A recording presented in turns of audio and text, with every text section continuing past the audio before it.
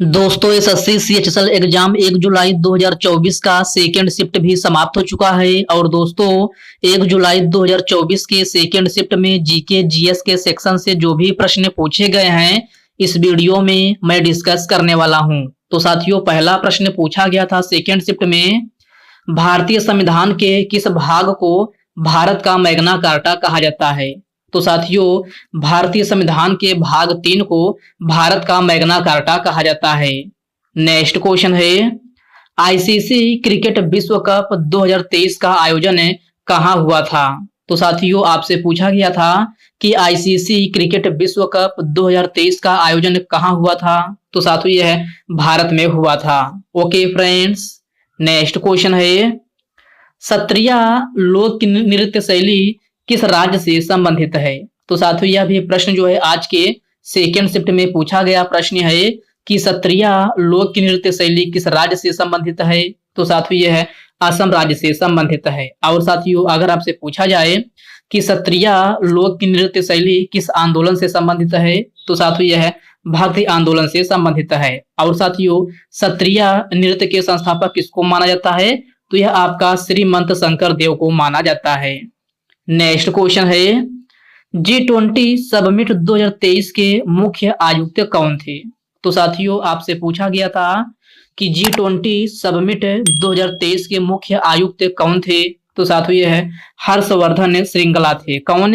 Harshvardhan Shringla. Okay friends, याद रखना यह भी प्रश्न जो है आज के सेकेंड शिफ्ट में पूछा गया प्रश्न है। अगला प्रश्न है, बांग्लादेश ग्रामीण बैंक की स्थापना किसने किया था।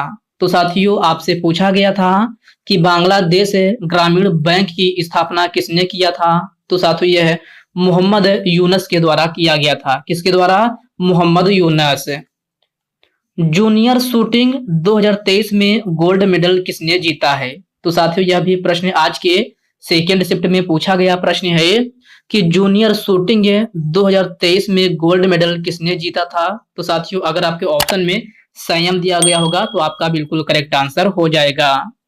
अगला प्रश्न है, साथियों अगला प्रश्न जो पूछा गया था वह यह पूछा गया था कि नमामि गंगे में कौन सी योजना शामिल नहीं है। तो साथियों कुछ इस प्रकार से प्रश्न पूछा गया था जिसके 4 ऑप्शन दिए गए थे, जिनमें से 3 ऑप्शन आपका नमामि गंगे से संबंधित होगा और एक ऑप्शन ऐसा होगा जो कि आपका नमामि गंगे से संबंधित नहीं होगा। साथियों इसका ऑप्शन तो हमें नहीं मिल पाया है, बट इस क्वेश्चन को आप जो है आपका अपने ऑप्शंस के अकॉर्डिंग करना था।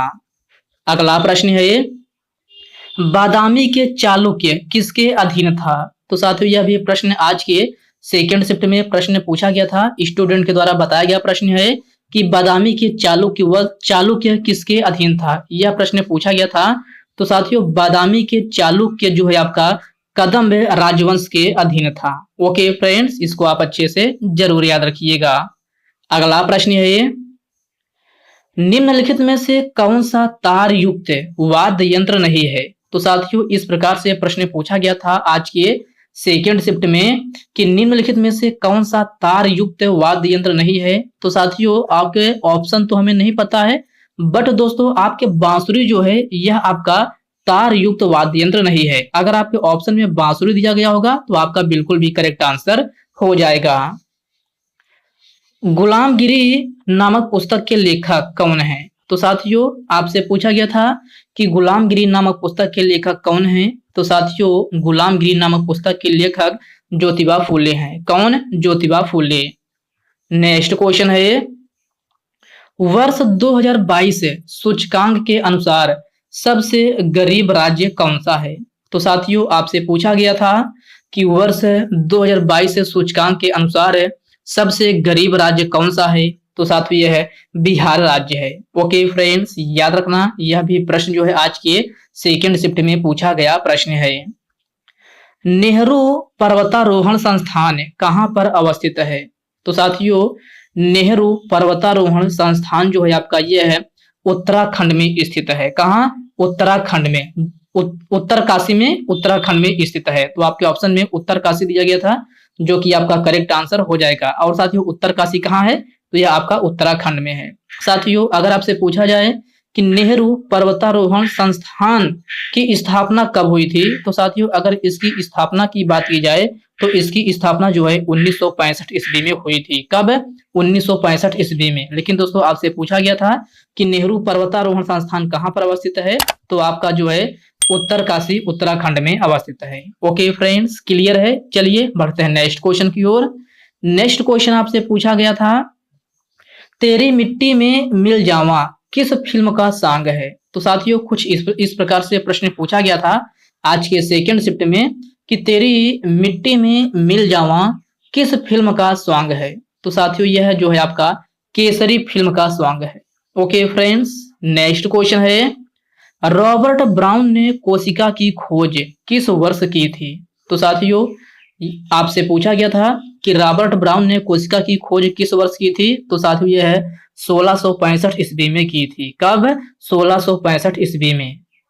अगला प्रश्न है ये साथियों, अगला प्रश्न जो पूछा गया था वह यह पूछा गया था कि पंचवर्षीय योजना की विशेषता से संबंधित कोई प्रश्न पूछा गया था, लेकिन जो है स्टूडेंट को क्लियर क्वेश्चन नहीं आता कि प्रश्न क्या पूछा गया था। बट दोस्तों इतना बताए हैं कि पंचवर्षीय योजना की विशेषता से संबंधित जो है प्रश्न पूछा गया था। तो साथियों जो लोग 1 जुलाई के सेकंड शिफ्ट का एग्जाम देख रहे हैं, अगर वो लोग इस वीडियो को देख रहे हैं तो आप लोग कमेंट बॉक्स में कमेंट करके बताइएगा कि पंचवर्षीय योजना की विशेषता से संबंधित जो है कौन सा प्रश्न पूछा गया था। आप लोग कमेंट बॉक्स में कमेंट करके इस प्रश्न को क्लेरिफाई जरूर कर दीजिएगा। अगला प्रश्न है 26 जनवरी 1950 को क्या हुआ था। तो साथियों ऐसा प्रश्न पूछा गया था, स्टूडेंट के द्वारा बताया गया प्रश्न है कि यह प्रश्न पूछा गया था कि 26 जनवरी 1950 को क्या हुआ था। तो साथियों 26 जनवरी 1950 को गणतंत्र हुआ था। ओके फ्रेंड्स, गणतंत्र दिवस जो है आपका मनाया गया था। कब? 26 जनवरी 1950 को। तो आपका सही आंसर गणतंत्र हो जाएगा। अगला प्रश्न है, होयसल राजवंश की स्थापना किसने किया था। तो साथियों आपको बताना है कि होयसल राजवंश की स्थापना किसने किया था। तो मेरे प्यारे साथियों होयसल राजवंश की स्थापना जो है नृपकाम द्वितीय ने किया था। किसने? नृपकाम द्वितीय ने। ओके फ्रेंड्स, क्लियर है। यह भी प्रश्न जो है आज के सेकंड शिफ्ट में पूछा गया प्रश्न है। साथियों अगला प्रश्न जो पूछा गया था वह कंप्यूटर से संबंधित कोई प्रश्न पूछा गया था, लेकिन यह भी क्वेश्चन जो है स्टूडेंट को क्लियर नहीं था तो नहीं बता पाए हैं। तो साथियों जो लोग सेकंड शिफ्ट का एग्जाम देख रहे हैं तो आप लोग जो है जिन प्रश्न जो प्रश्न क्लियर नहीं है उन प्रश्न को क्लियर करके आप में कमेंट बॉक्स में कमेंट करके जरूर बताइएगा कि कंप्यूटर से संबंधित जो है प्रश्न कौन सा पूछा गया था और जो है पंचवर्षीय योजना की विशेषता से संबंधित जो है कौन सा प्रश्न पूछा गया था। अगर आप लोग उस प्रश्न को क्लियर बता देंगे तो अगली वीडियो में आपको सही से बता दूंगा कि कौन सा प्रश्न पूछा गया था। फिलहाल आप लोग कंप्यूटर से संबंधित जो प्रश्न पूछा गया था आप इसको जरूर बताइएगा। अगला प्रश्न है साथियों, अगला प्रश्न पूछा गया है बादामी चालुक वंश का संस्थापक कौन था। तो साथियों ये क्वेश्चन को मैं आपको पिछले क्वेश्चन में कराया है, उसमें मैंने क्या कराया है कि बादामी चालुक्य किसके अधीन था। साथियों इसमें जो है जो क्वेश्चन स्टूडेंट बताए वो 50-50 करके बताए हैं। कोई बोल रहा था कि बादामी चालुक्य किसका अधीन था।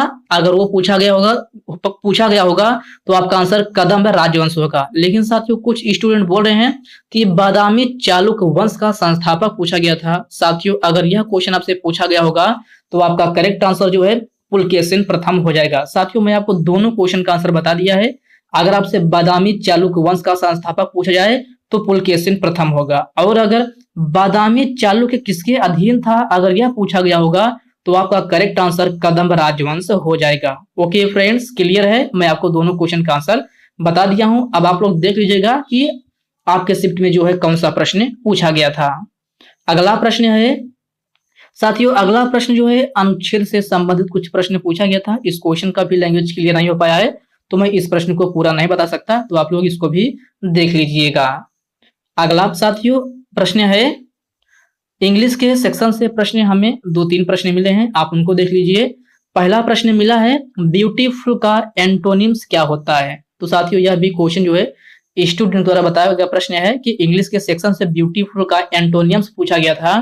तो साथियों ब्यूटीफुल का एंटोनियम्स आपका क्या होता है? अगली होता है, अनअट्रैक्टिव होता है और अनलवली होता है। क्लियर है।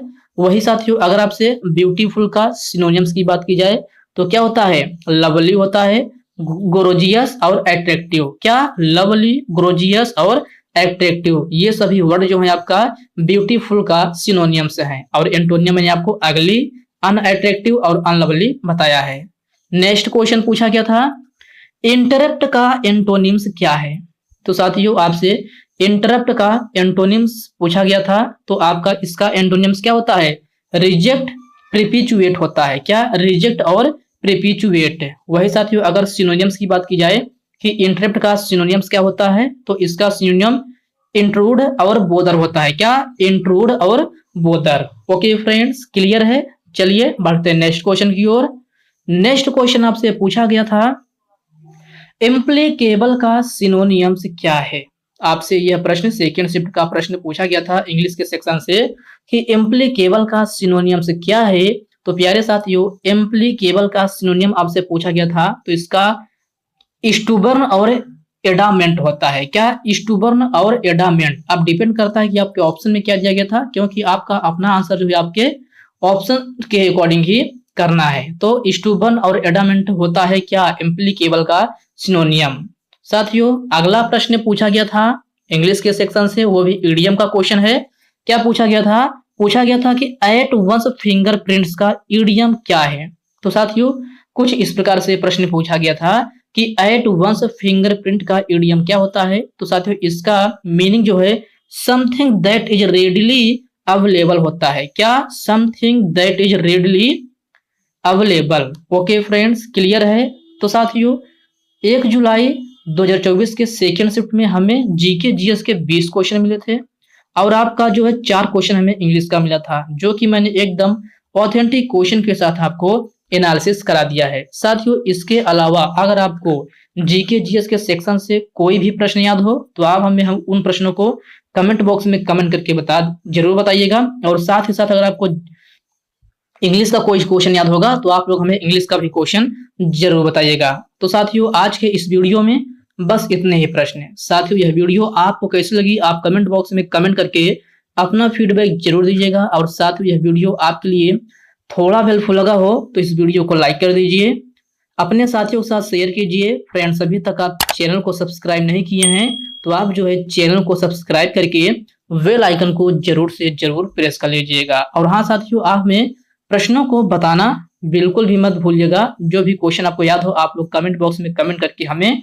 उन क्वेश्चन को जरूर बताइएगा। तो चलिए साथियों इसी के साथ हम मिलते हैं किसी नेक्स्ट एनालिसिस की वीडियो में। तब तक के लिए जय हिंद दोस्तों।